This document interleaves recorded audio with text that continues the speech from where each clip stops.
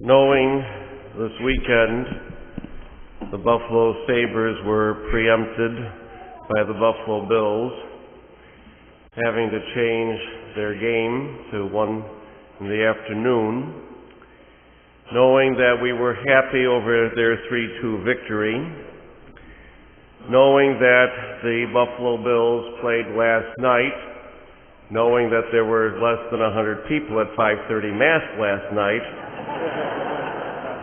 and knowing that I even watched the second half of the game, which was rather depressing, I thought it was only fitting to begin by talking about baseball. When I was growing up, my father, one of my uncles, my cousins, and myself, my dad and my uncle would take us occasionally to Toronto or to Cleveland when the Yankees would be playing for the weekend. And one particular occasion when we were in Toronto, I suppose I was in junior high at the time, we stayed at the Westin Hotel in downtown Toronto. And after the afternoon of baseball, my father and I went to use the swimming pool. He and I were the only two in the pool. And as we were the only two in the pool, eventually, to my delight, half of the New York Yankees baseball team showed up in the pool. I got many autographs that day, including Dave Winfield's autograph, and this was before he hit the seagull with the baseball. You know, some of you remember that incident. And it was a great moment. And probably all of us at some point in time have had some, moment where we met some celebrity when we least expected it. Perhaps we spotted someone at an airport of notoriety or a restaurant. We ran into a musician or an actress or an actor or athlete. And now in the modern era, for those who are out on Twitter, I suppose, if you are out on Twitter and you post things, if someone of some notoriety gives you a like, you feel very important that they're actually looking at what you're saying. It's really great. We're filled with great excitement.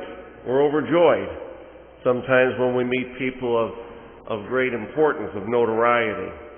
If we meet them face to face, I suppose, in addition to autographs today, we'll take somewhere between 50 and 100 selfies with them, just to prove that we met them, Well, if you take that type of excitement, if you've ever experienced it, take that to the celebration today of the Magi, the astrologers, the wise men, whichever title you wish to give to the day.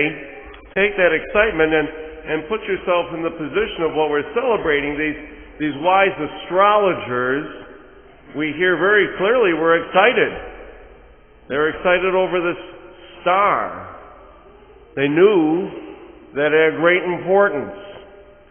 They knew that it had so much importance that these three wise men did the unthinkable, the only moment in recorded time that men have actually stopped to ask for directions.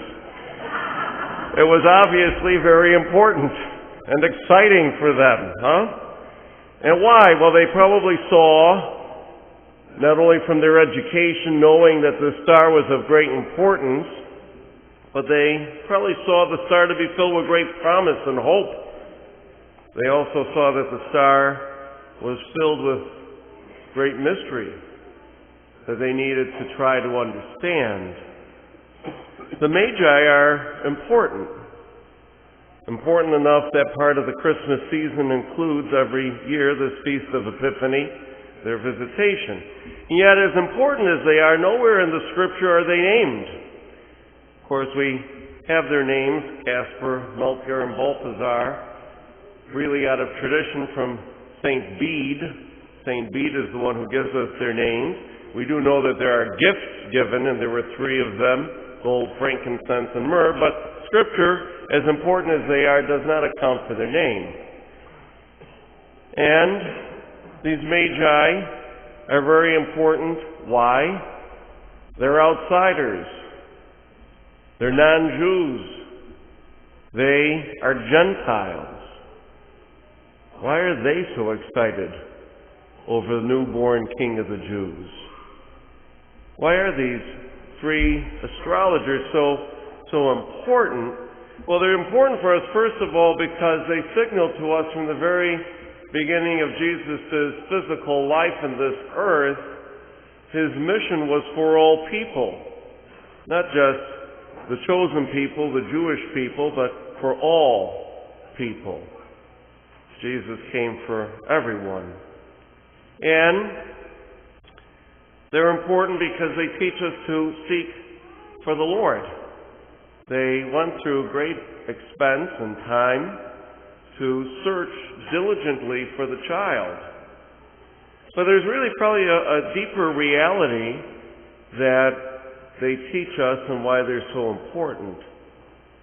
Was it that they followed the star and they were searching for its meaning? Or was it rather that through this star, God was searching for them? It's a really important question to ponder.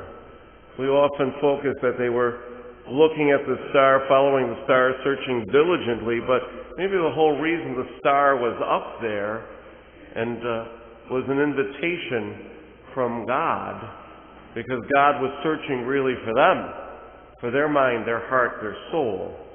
And so this epiphany, we really need to maybe rediscover the meaning of the word. From the Latin, epiphany means to reveal, God revealing himself.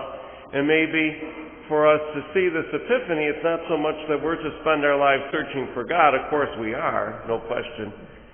But also to see that God, this all-powerful creator of the universe, is searching for us.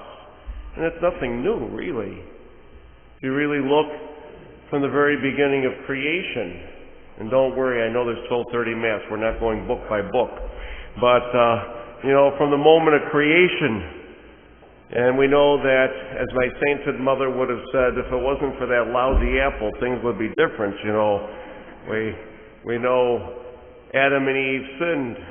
And what do we hear shortly thereafter? God is walking through the garden, looking for Adam and Eve. And Adam says, well, we're hiding. Well, why are you hiding? Well, we're naked. Oh, really? And you figured this out how? You ate from the tree you were not to eat. God was searching for his people. If you really look at the prophets, all of the Old Testament, God's searching for his people. And then through the prophets. And why did Jesus come? Jesus came as God, of course, searching for his people. And so as we look at Epiphany Sunday, we really see that it's not only our quest searching for God, but God's quest searching for us. How do we search for God? Well, you're here today, and you're here every Sunday. Why do you come to Mass? Well, you're searching for God in the Eucharist, in the Scripture, hopefully in the words of homily, in the prayers of the Mass, something hits you that you hold on to for the week, because you're searching for God. The Adoration Chapel, if you choose to go there, and encourage in the year to do that, if you can't go daily, at least stop for an hour once a week, at least a half hour. And for those who go to the Adoration Chapel, why are we there? We're searching for God. We're searching in that quiet to find the Lord. For those of us doing the 33-day consecration to Mary, why are we doing that? We're searching for God. Day 6 today of our 33 days leading to consecration, not only to Mary, but of course Mary through her to Jesus. Our bishop has called us to do that for our diocese. We're searching for God and can see where God's revealing himself through those 33 days. We have many ways that we search for God, but can we see how God is searching for us in those same ways, through the Eucharist, through the adoration, through the consecration. And maybe in the daily experiences of life, God searches for us through one another. Yesterday morning I celebrated a funeral here at St. Greg's at 10:30. In 27 and a half years as a priest, I've never experienced what I experienced yesterday in this funeral. The widow, they were married 60 years. She brought her husband for burial. She was smiling so broadly through the entire Mass. It was unbelievable. She lit up the church. And I went to her at the time of the sign of peace and I said, I have never witnessed a spouse so really filled with joy. And she said, we had an awesome life together. And I'm so thankful for all that we had. And my husband was so sick and he suffered so much. I know he's at peace with God. I think that was God revealing himself to me and the joy and a very painful moment for that poor woman, but still to be able to be filled with joy at the time she gives her husband back to the Lord. Friday night, I had another meeting with my guys group, our guys from the parish group that we formed back in April. 10 of us meet for an evening of prayer. And it's a wonderful group. I've talked to you about them before. Here we have guys in their 20s, 30s, and 40s. 2 of them are at Mass right now. What an awesome, 3 of them are at Mass right now. I spy with my little eye. 3 are at Mass right now, 4 including me, you know.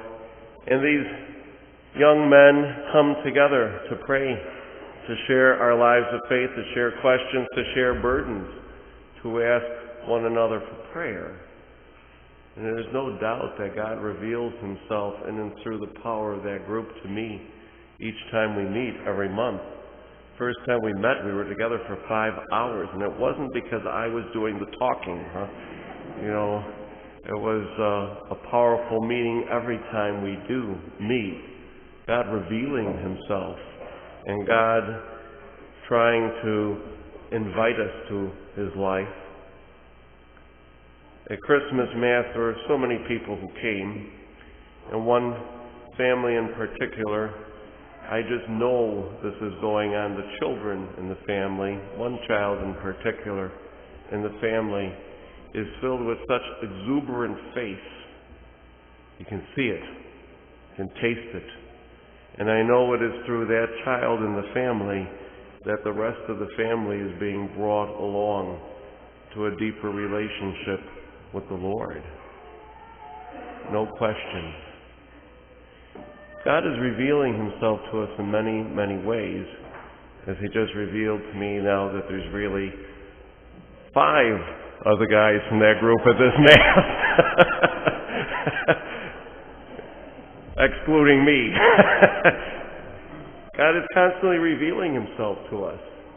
And maybe this epiphany we're really being called to recognize how God is searching for you and how God is searching for me as we collectively commit ourselves to continually search for him.